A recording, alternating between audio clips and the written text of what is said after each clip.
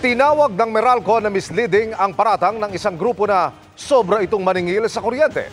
Gate ng Meralco, ang binanggit na 1 peso and 35 centavos per kilowatt hour ay ang average distribution rate na inaprobahan ng Energy Regulatory Commission para sa lahat ng customer class.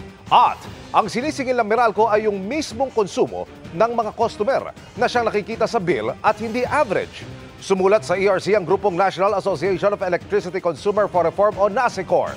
Dahil sa overcharging umano ng Meralco, bine-verify na raw ng ERC ang mga datos para masagot ang sulat ng NASECOR.